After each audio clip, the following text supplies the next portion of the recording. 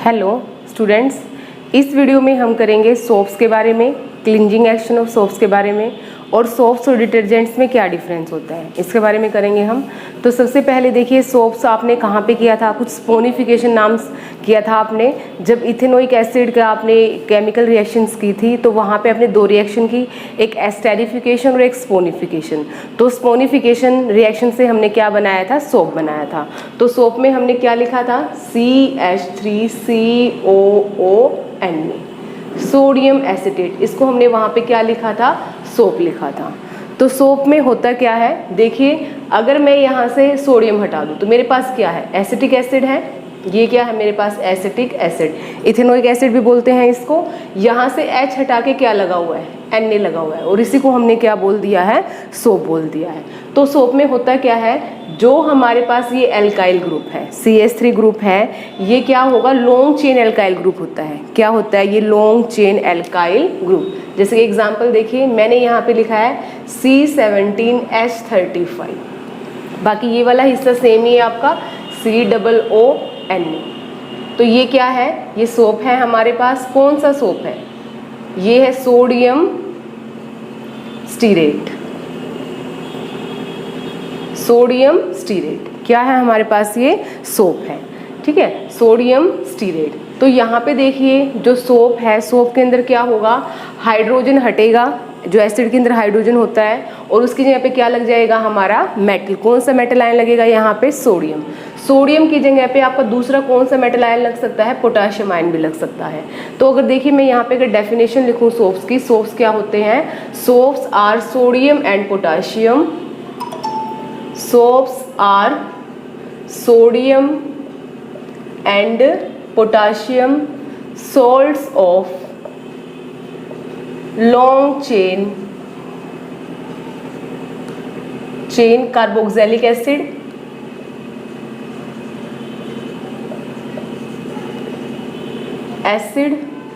और fatty acid. ये हटा रहे हैं अभी यहाँ पे सोडियम और पोटाशियम। तो देखिए क्या है डेफिनेशन, देखिए और फिर समझिए क्या लिखा है मैंने। सोप्स क्या है, सोडियम, यहाँ पे सोडियम या फिर पोटाशियम, पोटाशियम आयन आ सकता है आपका यहाँ पे, सोडियम और पोटाशियम। सोल्ट है ये, सोल्ट क्यों है, क्योंकि यहाँ पे हमारे पास चार्ज कैसा होगा सोडियम के ऊपर, पॉजिटिव, और जो हमारे पास ये आयनिक एंड है, दूसरे वाला आयनिक एंड है, एसिटेट वाला एंड था, जो यहाँ पे स्टीरेट एंड है, वहाँ पे कैसा चार्ज होगा, नेगेटिव होगा। तो सोल्ट्स में होता है क्या है, एक पॉजिटिव चार्ज होगा, एक नेगेटिव चार्ज होगा। सोल्ट्स ऑफ लॉन्ग चेन, कैसी चेन है, लंबी चेन है। अब देखिए कितने कार्बन जुड़े हुए हैं, 17, कितने हाइड्रोजन जुड़े हुए हैं, 35। तो लॉन्ग चेन है यहाँ पे। किसकी लॉन्ग चेन है, कार्बोक्सिलिक एसिड, क्योंकि जब यहाँ से हमने H लगा दिया, सोडियम हटा दिया, तो है क्या ये हमारे पास कार्बोक्सिलिक एसिड। ये कौन सा कार्बोक्सिलिक एसिड है, इथेनोइक एसिड बोल दीजिए, या फिर इसको क्या बोल दीजिए आप, एसिटिक एसिड। तो आपको क्या ध्यान रखना है कि जो सोप्स होते हैं उसके अंदर दो एंड है, एक ये वाला एंड है जो कि हमारे पास एल्काइल ग्रुप वाला एंड है, कार्बन और हाइड्रोजन वाला एंड है, और जो दूसरा एंड है हमारे पास ये आयनिक एंड है। देखिए मैं क्या लिख रही हूँ यहाँ पे, जो ये वाला एंड है इसको हम क्या बोलते हैं, आयनिक एंड। आयनिक एंड है ये सोप्स का, और जो ये वाला एंड है ये कैसा एंड है, ये है आपका नॉन आयनिक, ये है आपका पोलर एंड।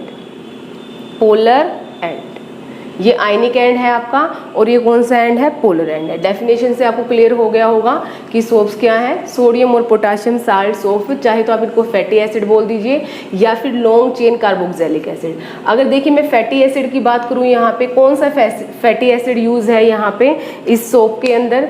अगर मैं यहाँ से सोडियम हटा के क्या लिख रही हूँ, C17H35COOH, H रिमूव करके Na लग गया तो सोप बन गया ये। और अगर H है तो ये क्या है, कार्बोक्सिलिक एसिड ग्रुप है। और जब हमारी कार्बोक्सिलिक एसिड की जो चेन है कार्बन वाली, अगर वो लंबी हो तो इन्हीं को हम क्या बोलते हैं, फैटी एसिड। सोर्सेज क्या हैं फैटी एसिड के, जैसे कि मस्टर्ड ऑयल हो गया आपका, कैस्टर ऑयल हो गया, कोकोनट ऑयल हो गया। तो ये सारे जो ऑयल्स हैं ये सोप्स बनाने के लिए यूज़ किए जाते हैं। आपको पता है ना सोप्स कैसे होते हैं, चिकने होते हैं। चिकने क्यों होते हैं, क्योंकि उनको बनाने के लिए किस चीज़ का यूज़ किया गया है, फैटी एसिड्स का, ऑयल का यूज़ किया गया है उनको बनाने के लिए, ऑयल्स का यूज़ किया गया है, इसलिए वो कैसे हैं, चिकने हैं नेचर के अंदर। अब देखिए ये कौन सा फैटी एसिड है, यहाँ पे देखिए ये है स्टीरिक, क्या नाम है इसका, स्टीरिक फैटी एसिड। तो हमें किस तरह के सोप्स बनाने हैं वो किस पे डिपेंड करेगा, हमने कौन से ऑयल्स यूज़ किए हैं, कौन से हमने फैटी एसिड यूज़ किए हैं। अगर हमें मस्टर्ड से ऑयल बनाना है, मस्टर्ड ऑयल से हमें सोप बनाना है, या फिर हमें कोकोनट ऑयल से सोप बनाना है, कैस्टर ऑयल से सोप बनाना है, वो डिपेंड करेगा सोप की क्वालिटी, आपने कौन सा ऑयल यूज़ किया है और आपने उसको बनाने के लिए क्या उसके अंदर आपने ऑयल लिया है, उसके ऊपर डिपेंड करेगी क्वालिटी आपकी। उसके बाद नेक्स्ट देखिए यहाँ पे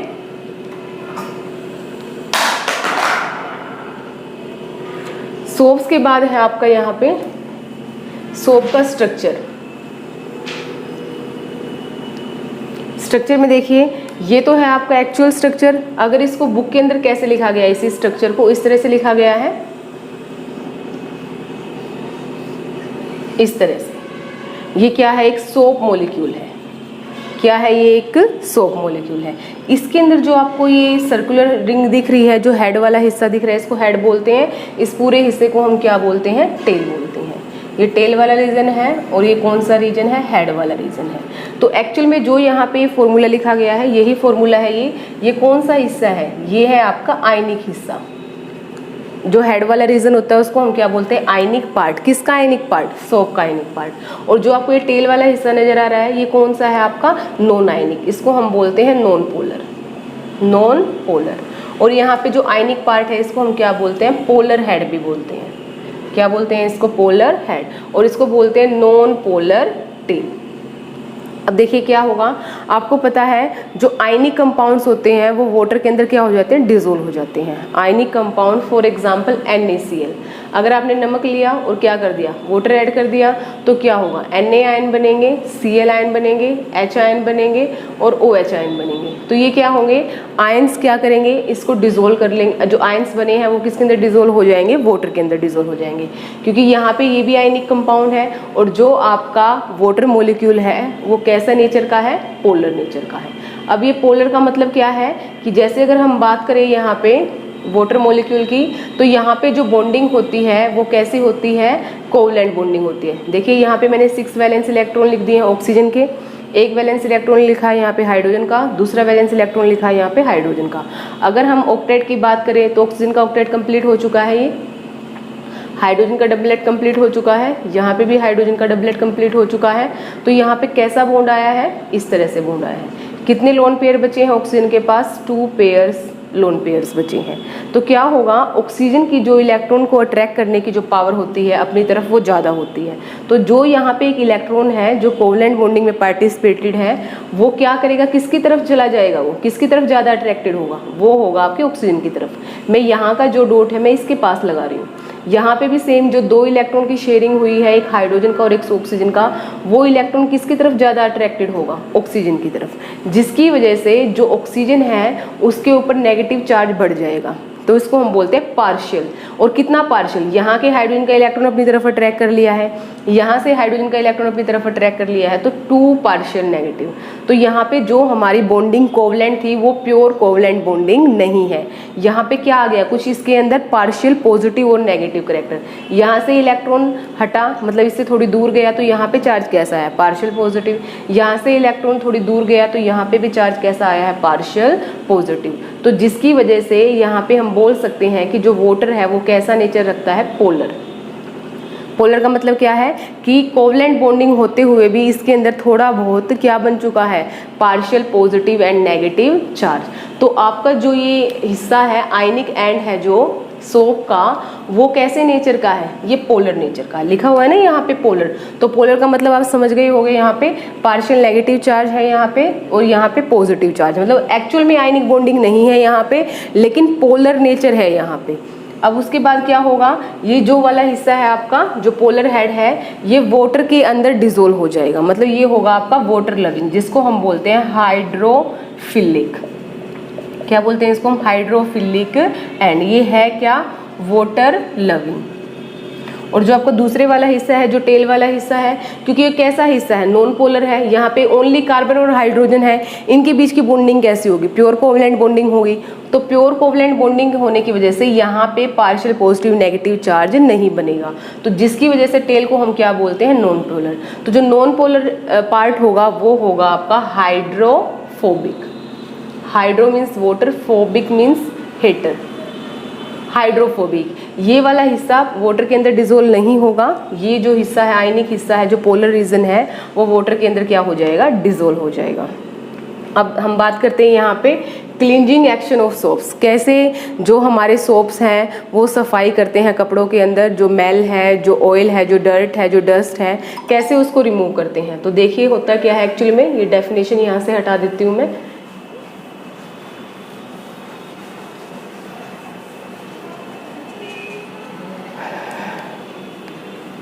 जैसे मान लिया ये कपड़ा लिया है हमने, कपड़े के ऊपर यहाँ पे लग चुकी है ऑयल, या फिर मान लिया डर्ट लग चुका है, मैला हो चुका है कपड़ा आपका, तो जैसे ही इसके ऊपर हम सोप अप्लाई करेंगे, जैसे ही इसके ऊपर हम क्या अप्लाई करते हैं, सोप अप्लाई करते हैं, तो जो सोप के मोलिक्यूल हैं वो क्या करेंगे, जो भी आपके कपड़े के ऊपर जो भी धब्बा लगा हुआ है या ऑयल लगा हुआ है वो क्या है आपका, नॉन पोलर है। क्या है वो, नॉन पोलर पार्ट। ठीक है, जब इसके ऊपर हम सोप्स लगाएंगे तो क्या होगा, जो हमारे सोप का ये नॉन पोलर वाला हिस्सा है ये इसके साथ क्या कर लेगा, बॉन्डिंग कर लेगा इस तरह से, इस तरह से। और जो पोलर रीजन है, जो हेड वाला रीजन है, वो किसके अंदर रहेगा, वाटर के अंदर। तो इस तरह से इसको अगर हम हटा दें पूरा, तो इसको हम क्या बोलते हैं, जब हमारे ऑयल को किसने सराउंड कर लिया है, सोप वाटर मॉलिक्यूल ने सराउंडिंग कर लिया है, तो इसको हम बोलते हैं मिजेल्स। क्या बोलते हैं इसको, मिजेल्स। मिजेल्स क्या है, एक क्लस्टर है, एक ग्रुप है, एक गुच्छा है, किसका, सोप मॉलिक्यूल्स का। ये पूरे क्या है, ये सारे के सारे क्या हैं, सोप मॉलिक्यूल्स। क्या है ये सारे, सोप्स मॉलिक्यूल, मतलब ये वाला पार्ट जो हमने यहाँ पे बना रखा है। ये जो नॉन पोलर हिस्सा था ये किसके साथ बॉन्डिंग कर लेगा, नॉन पोलर हिस्से के साथ। और नॉन पोलर क्या है, जो कपड़ों में लगा हुआ धब्बा है, जो ऑयल है। और जो पोलर रीजन है ये किसके अंदर रहेगा, ये रहेगा आपका वाटर के अंदर, वाटर सोल्यूबल पार्ट है आपका ये। और ये वाटर हीटर पार्ट है, लिखा था ना हमने हाइड्रोफोबिक, वाटर हीटर। और हमने यहाँ पे क्या लिखा था, हाइड्रोफिलिंग, वाटर लविंग पार्ट। तो यहाँ पे जो ऑयल होगा उसके चारों तरफ एक क्लस्टर बन जाएगा सोप्स मॉलिक्यूल का, उसको हम क्या बोलते हैं, मिजेल्स बोलते हैं। तो जब भी हम कपड़े के ऊपर ब्रश लगाते हैं तो क्या होगा, ये जब हम पानी यूज करते हैं, ब्रश लगाने के बाद जब हम पानी डालते हैं कपड़े के ऊपर, तो मिजेल्स क्या हो जाते हैं आपके, पानी के साथ ये बाहर निकल जाते हैं, कपड़े को ये क्या कर देते हैं, छोड़ देते हैं। तो इस तरह से क्या होता है, हमारे जो सोप्स मॉलिक्यूल हैं वो क्लींजिंग एक्शन को परफॉर्म करते हैं। तो देखिए जैसे कि हम क्या करते हैं, नहाने के लिए जो सोप यूज़ करते हैं, या हैंड वॉश के लिए जो हम सोप या डिटर्जेंट्स यूज़ करते हैं, या हेयर वॉश करते हैं, तो हर टाइम जब आपका क्लींजिंग एक्शन होता है तो मिजेल्स की फॉर्मेशन होती है। किसकी फॉर्मेशन होती है, मिजेल्स की। मतलब अगर हम माइक्रोस्कोपिकली इन चीज़ों को ऑब्जर्व करें तो इस तरह के मॉलिक्यूल्स बनते हैं जब हम कपड़ों को वॉश करते हैं या कोई भी क्लींजिंग एक्शन हम परफॉर्म करते हैं या बर्तन साफ करते हैं, तो इस तरह से हमारे पास क्या बनता है, मिजेल्स की फॉर्मेशन होती है। तो आपको समझ में आ गया होगा मिजेल्स क्या है, सोप्स क्या है। अब हम बात करते हैं सोप्स और जो डिटर्जेंट्स हैं उनमें से क्या डिफरेंस है और ज़्यादा बेटर हमारे कपड़ों के लिए कौन है। तो देखिए जो हमारे सोप मॉलिक्यूल होते हैं वो कपड़ों के लिए ज़्यादा बेटर है क्योंकि वो कपड़ों को जल्दी से ख़राब नहीं करते। लेकिन जो डिटर्जेंट्स मॉलिक्यूल होते हैं वो क्या करते हैं, कपड़ों को ज़्यादा नुकसान करते हैं। कपड़ों को क्या करते हैं, वो ज़्यादा नुकसान करते हैं डिटर्जेंट्स। और डिटर्जेंट्स का हम लिख ही देते हैं यहाँ पे, सोप्स एंड डिटर्जेंट्स। तो फर्स्ट पॉइंट क्या है, सबसे पहले तो आप डेफिनेशन लिखेंगे। सोप्स की डेफिनेशन जो भी मैंने यहाँ पे रफ की है वही डेफिनेशन लिखनी है। They are sodium and potassium salts of long chain fatty acid.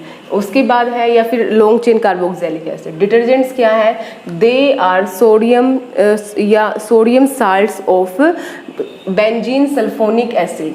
They are sodium salts of long chain benzene sulphonic acid. इसमें बस आप डेफिनेशन ही याद रख लीजिए, ज़्यादा इसके बारे में डिटेल में डिटर्जेंट्स के बारे में नहीं है आपका, बस आप इसको डेफिनेशन याद करनी है कि वहाँ पे लॉन्ग चेन फैटी एसिड है, यहाँ पे long chain benzene sulphonic acid है। मतलब इनका जो स्ट्रक्चर है वो कुछ अलग हो जाएगा डिटर्जेंट्स का। अब दूसरा क्या है, इनका जो क्लींजिंग एक्शन है सोप्स का वो इतना बेटर नहीं है, नॉट सो मच बेटर।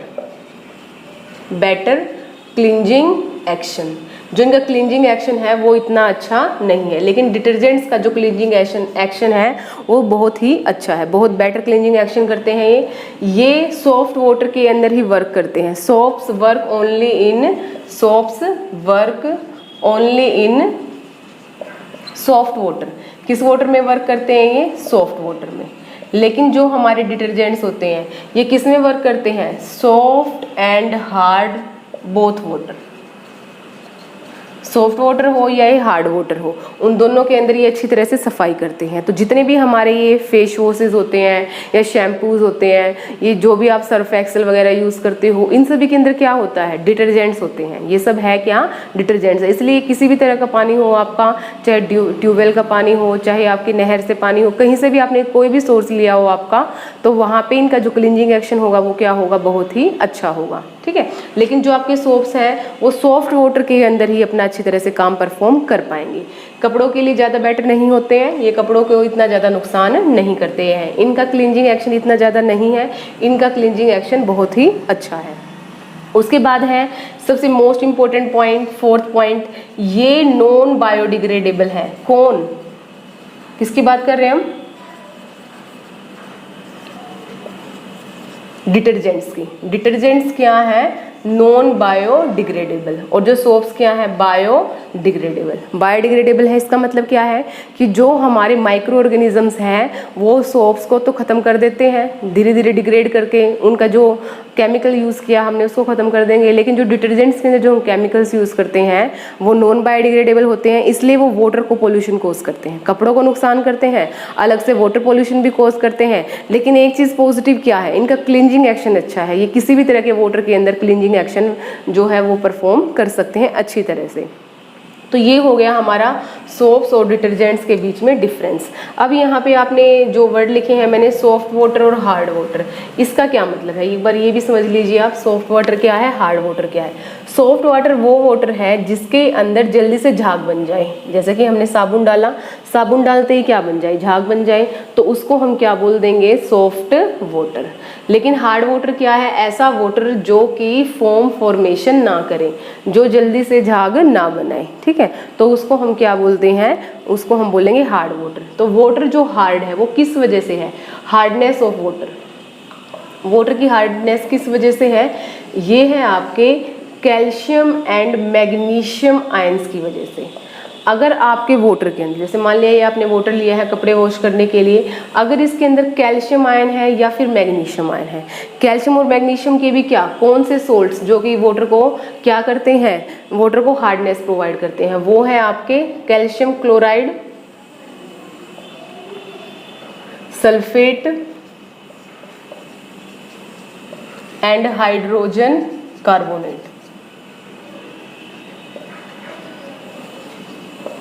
क्या लिखा है मैंने? ये अगर कैल्शियम का क्लोराइड है, मैग्नीशियम का क्लोराइड है, कैल्शियम का सल्फेट सोल्ट है, मैग्नीशियम का सल्फेट सोल्ट है, कैल्शियम का हाइड्रोजन कार्बोनेट है, मैग्नीशियम का हाइड्रोजन कार्बोनेट है, अगर इन 6 सोल्ट्स में से कोई भी अगर एक भी सोल्ट आपका वाटर के अंदर प्रेजेंट होगा तो आपका क्लींजिंग एक्शन बेटर नहीं होगा, मतलब आपके कपड़े साफ नहीं। कौन से हैं हमारे सोल्ट जो वाटर को हार्डनेस बनाते हैं?